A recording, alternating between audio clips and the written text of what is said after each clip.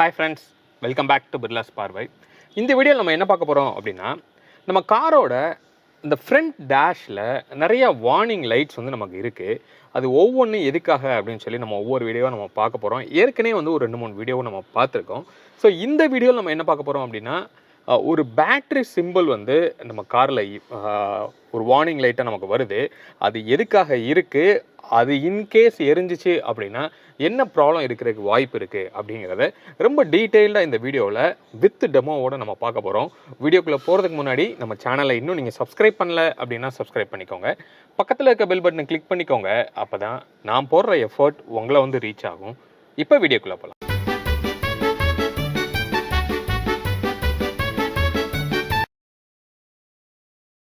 Friends, நம்ம காரில் எப்போயுமே இந்த வார்னிங் லைட்ஸ் எல்லாமே வந்து ஒன்ஸ் நீங்கள் இன்ஜினை ஸ்டார்ட் பண்ண உடனே எல்லாமே வந்து அமர்ந்துடணும். இன்கேஸ் ஏதாவது ஒன்று எரிஞ்சிட்ருக்கு அப்படின்னா எந்த லைட் எரியுதோ அந்த செக்ஷனில் ஏதோ ப்ராப்ளம் இருக்குது அப்படின்னு சொல்லி நமக்கு அர்த்தம். சரியா? ஸோ அந்த வரிசையில் தான் இந்த பேட்ரி அப்படிங்கிற அந்த ஒரு எல்இடி, ஒரு பேட்ரி சிம்பிளில் இருக்கிற ஒரு லைட் வந்து எரிஞ்சிச்சுன்னா என்ன ஆகும் அப்படின்னு நம்ம பார்க்கலாம். மோஸ்ட்லி நம்ம எல்லாருக்குமே இருக்கிற மைண்ட் செட் என்ன அப்படின்னா, ஒரு பேட்ரி எரியுது அப்படின்னா அந்த பேட்ரி கண்டிப்பாக அந்த பேட்டரியில் ஏதோ ஒரு ப்ராப்ளம், அதாவது அந்த பேட்ரி ட்ரெயின் ஆக போகுது, லோ சார்ஜ் வார்னிங் அப்படின்னு கூட நமக்கு வந்து தோணலாம். பட் ஆக்சுவலாக அது வந்து மீனிங் கிடையாது. ஆக்சுவலாக இந்த பேட்டரியோட லைட் எரியுதுன்னா என்ன அர்த்தம் அப்படின்னா, நம்ம காரில் அல்டர்னேட்டர் அப்படின்னு சொல்லி ஒரு டிவைஸ் இருக்குது. இந்த அல்டர்னேட்டர் அப்படிங்கிறது என்ன அப்படின்னா, ரொம்ப சிம்பிளாக சொல்லணும்னா, நம்ம சைக்கிளில் டைனமோ அப்படின்னு சொல்லி முன்னாடிலாம் வந்து நம்ம வச்சுருப்போம், நீங்கள் பார்த்துருப்பீங்க.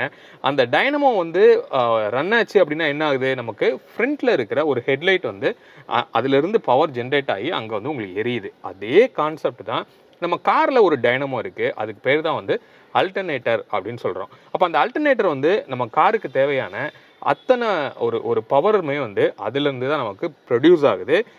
அதுதான் வந்து நம்ம காரில் இருக்கிற பேட்டரியையும் வந்து உங்களுக்கு சார்ஜ் பண்ணுறதுக்கும் ஹெல்ப் பண்ணுது. சரியா? அப்போ இந்த அல்டர்னேட்டர் வந்து எப்படி கனெக்ட் ஆகிருக்கும் அப்படின்னு கேட்டிங்கன்னா, நம்ம இன்ஜினில் ப்ரொடியூஸ் ஆகிற பவரில் தான் நமக்கு காருக்கு தேவையான அத்தனை ரோட்டரி மோஷனுமே நம்ம எடுக்கிறோம். உதாரணத்துக்கு நம்ம ஏசி ரன் ஆகிறதுக்குரிய கம்ப்ரஸராக இருக்கலாம், நம்ம வீல் ஓடுறதுக்குரிய அந்த எனர்ஜியாக இருக்கலாம், எல்லாமே வந்து நம்ம இன்ஜின்லேருந்து தான் நம்ம எடுக்கிறோம். அப்போ இந்த இன்ஜினில் பிஸ்டன் அப்படின்னு சொல்லி மேலேயும் கீழே ஒன்று ஏறி இறங்குது. அதுதான் வந்து என்ன பண்ணும் அப்படின்னா, இன்ஜினில் இருக்கிற கிராங்க் ஷாஃப்ட் அப்படின்னு சொல்லி ஒரு ராடை வந்து சுத்த வைக்குது. அந்த சுற்றுற அந்த ராடு தான் வந்து என்ன பண்ணுது, இன்ஜினுக்கு வெளியில் வந்து நமக்கு ரோட்டரியாக நமக்கு கிடைக்கிது. அந்த ரோட்டரி எனர்ஜி தான் நம்ம என்ன பண்ணுறோம், இந்த அல்டர்னேட்டரையும் நம்ம கப்புள் பண்ணுறோம், கம்ப்ரஸரையும் கப்புள் பண்ணுறோம், எல்லாமே அதோட தான் வந்து கனெக்ட் ஆகிருக்கு. அப்போ எல்லாத்தையுமே நம்ம வந்து லோடு அப்படின்னு சொல்லுவோம். அப்போ அந்த அல்டர்னேட்டர் வந்து இந்த கிராங்க் ஷாஃப்டோட ஒரு பெல்ட் மூலமாக வந்து என்ன இருக்கும் அப்படின்னா உங்களுக்கு கனெக்ட் ஆகிருக்கும். ஸோ அந்த அல்டர்னேட்டர் வந்து சுத்தம் போது என்ன ஆகுது, அதுக்கு உள்ளே வந்து பவர் வந்து ப்ரொடியூஸ் ஆகி பேட்டரியையும் சார்ஜ் பண்ணுது. நம்ம ரன்னிங்கில் இருக்கும்போது நம்ம காருக்கு தேவையான அத்தனை எலக்ட்ரிக்கல் எக்ஸப்ட் ஏசி எல்லாத்துக்குமே வந்து அந்த இதுலேருந்து தான் உங்களுக்கு பவர் சப்ளை கிடைக்கிது. சரியா? அப்போது அந்த அல்டர்னேட்டரில் ஏதோ ஒரு ப்ராப்ளம், ஏதோ ஒரு டவுன் ஆயிடுச்சு, அது ஃபெயிலியர் அப்படின்னா தான் உங்களுக்கு இந்த பேட்டரியோட சிம்பிள் வந்து எரியும். சரியா? அப்போ அது எரிஞ்சிச்சுன்னா நம்ம என்ன நினச்சிக்க கூடாது அப்படின்னா, நம்ம காரில் பேட்ரி போயிடுச்சு அப்படின்னு நீங்கள் நினச்சிக்க கூடாது.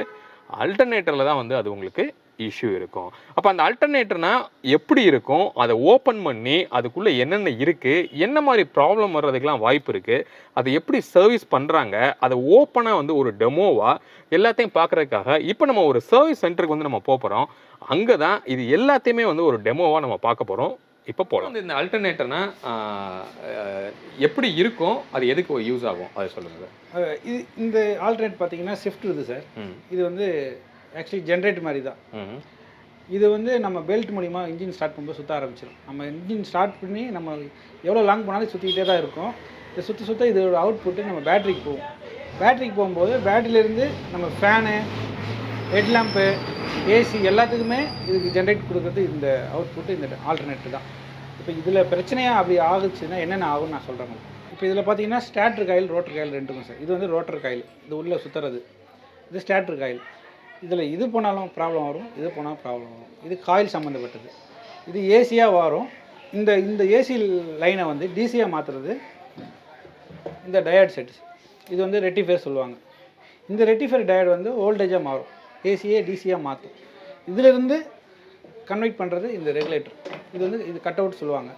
இது வந்து என்ன பண்ணுன்னா அந்த ஏசி டிசியாக மாற்றும் போது இவ்வளோ தான் ஃபங்க்ஷன் வோல்டேஜ் வரணும் அப்படின்னு பேட்டரி கொடுக்க வேண்டியது இந்த பொருள். இது வந்து கட் அவுட். இது வந்து போயிடுச்சு அப்படின்னா வேலை செய்யாது. நம்ம டிஸ்பிளேயில் சாவி போடும்போது நம்ம பேட்டரியில் எரியும். அந்த லைட் வந்து ரன்னிங்கில் எரியும் போது பிரச்சனை நம்ம தெரிஞ்சுக்கணும். அப்படி எரியலை திரும்ப அப்படி தான் இருக்குது அப்படின்னா பெல்ட் கட் ஆகிடலாம், இல்லை புள்ளி ஜாம் ஆகிடலாம். அப்போ வரும்போது உங்களுக்கு இந்த பிரச்சனை தெரியாது நம்மளுக்கு. நெக்ஸ்ட்டு இது நான் எப்படி ஃபங்க்ஷன் ஆகும்னு நான் உங்கள்கிட்ட சொல்கிறேன். இப்போ இது ஒர்க் ஆகிட்டு ஆல்டர்னேட்டர். இப்போ இது ஒரு இன்ஜின். இப்போ இன்ஜினில் நம்ம பெல்ட்டு போட்டு இப்போ ஆல்டர்னேட்டர் சுற்ற போகுது. சுற்றும் போது எவ்வளோ வோல்டேஜ் வருது, இது என்னென்ன பண்ணணும்னு நாங்கள் இப்போ சொல்கிறோம். இப்போ பார்த்தீங்கன்னா இக்னேஷன் ஆன் பண்ணோம்னா இந்த மாதிரி ஒரு பேட்ரி சிம்பிள் எரியும். இதில் வோல்டேஜ் காமிக்கும் இந்த மீட்டரில். இப்போ நான் இது மோட்டர் இந்த இன்ஜினை ஸ்டார்ட் பண்ணும்போது நான் எவ்வளோ அவுட்புட் வருதுன்னு நான் உங்களுக்கு காட்டுறேன்.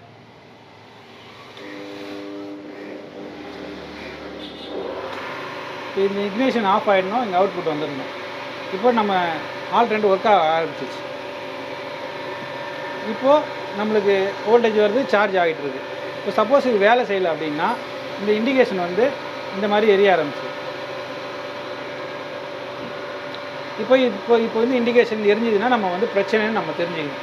இது இல்லை இன்ஜின் ஸ்டார்ட் பண்ணவே உங்களுக்கு ஆஃப் ஆகிடுது அப்படின்னா நமக்கு பிரச்சனை இல்லை. இப்போ இது பேட்டரி இல்லாமல் ஃபங்க்ஷன் ஆகும்போது இப்போ நான் காட்டுறேன் வீடியோ. நான் பேட்டரி டிஸ்கனெக்ஷன் பண்ணிட்டேன். இப்போ இது காரில் உள்ள ஹெட்லைட் வச்சுக்கோங்க. இதே ஒரு ஃபேன் மோட்டர். இப்போ இது எப்படி டைனமாவில் ஃபங்க்ஷன் ஆகுதுன்னு நீங்கள் பாருங்கள். நான் ஒயர்லாம் டிஸ்கனெக்ட் பண்ணிட்டேன். இப்போ இது வந்து இந்த மோட்ரு ஓடும்போது இந்த லைட்டு ஃபங்க்ஷன் ஆகும். அதாவது இப்போ அந்த லைட்டும் அந்த மோட்டரும் பேட்டரியில் கனெக்ட் ஆகலை. இப்போ டேரெக்டாக ஆல்டர்னேட்டர்லேருந்து ஆல்டர்னேட் பவர்லேருந்து எரியுது. ஆனால் இந்த ஆல்டர்னேட்டருக்கு பேட்டரி இருந்தால் தான் அந்த ஃபங்க்ஷன் ஆன் ஆகிட்டு அதுக்கப்புறம் தேவை இருக்காது. ஓகே. பேட்டரி அப்புறம் நம்ம கழட்டி வச்சாலும் இன்ஜின் ஓடிட்டு தான் இருக்குது. அப்போ நீங்கள் அந்த ஆல்டர்னேட்டர் ஆன் ஆகிறதுக்குமே நமக்கு பேட்டரி வேணும். ஆமாம், அந்த ஆல்டர்னேட்டருக்கு பவர் ஃபஸ்ட்டு கொடுத்துடணும். அப்புறம் ஸ்டார்ட் பண்ணதுக்கப்புறம் நம்ம எடுத்துடலாம் பேட்டரி. ஓகே. இப்போ இது நம்ம இன்ஜின் ஆஃப் பண்ண உடனே திரும்ப எல்லாமே ஆஃப் ஆகிடும். திரும்ப நம்ம பவர் வேணும்னா நம்ம பேட்டரி வச்சு தான் ஆகணும். ஓகே, நீங்கள் அதை எடுத்து விடுங்க. இப்போ இன்ஜின் ஆஃப் பண்ணிட்டுங்களா? இப்போ வந்து இன்ஜின் ஆஃப் ஆயிடுச்சு. ஆமாம் சார். பேட்டரி பவர் நம்ம இப்போ கொடுக்காமையே அதை ஆன் பண்ணி காமிங்க, என்ன ஆகுதுன்னு பார்க்கலாம். ஆனால் ஒரு நிமிஷம் ஒர்க் ஆகாது. அதில் வந்து பவர் வராது. ஆனால் ஓடும். இது ஓடும், ஆனால் சும்மா சுற்றும், ஆனால் பவர் வராது. ஓகே. இப்போ நான் பேட்டரி பவர் கொடுத்தா மட்டும்தான் இப்போ நான் கொடுக்க போகிறேன், ஒர்க் ஆகும். இப்போ நான் எடுக்கிறேன், ஆஃப் ஆயிடும். ஓகே. ஏன்னா இப்போ இதுக்கு வந்து நான் இந்த இன்ஜின் லைட் நான் கொடுக்கல, அந்த பேட்டரி லைட் இதை கொடுத்தா மட்டும்தான் உங்களுக்கு வந்து ஆல்ரெடி ஒர்க் ஆகும்.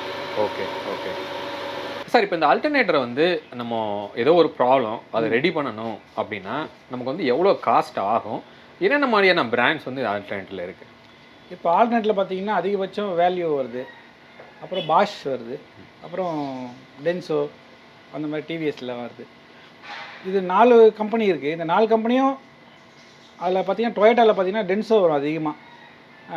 உண்டாயில் பார்த்தீங்கன்னா உண்டாய்க்காரங்களே அந்த மென்ஷன் பண்ணி அவங்களே பண்ணிடுறாங்க. அந்த உண்டாய் மேனுஃபேக்சரிங் அவங்களே. இது மாருதி மட்டும்தான் 3 கம்பெனியும் எடுக்கும். நாங்களே கலெக்டினதுக்கு அப்புறம் தான் எங்களுக்கு என்ன பிராண்ட் இருக்குன்னு தெரியும். இப்போ நீங்கள் ஏற்கனவே இருக்கிற ஒரு பிராண்டை நம்ம வேறு பிராண்டை மாற்றலாமா? மாற்றலாம். நம்ம அசம்பிளியாக மாற்றும்போது மாற்றிக்கலாம், ஸ்பேர்ஸாக மாற்ற முடியாது. ஓகே. அது டைப் வேறு. இப்போ வேல்யூ டைப் வேறு, பாஷ் டைப் வேறு, டெல்ஃபி, டென்சோ வேறு.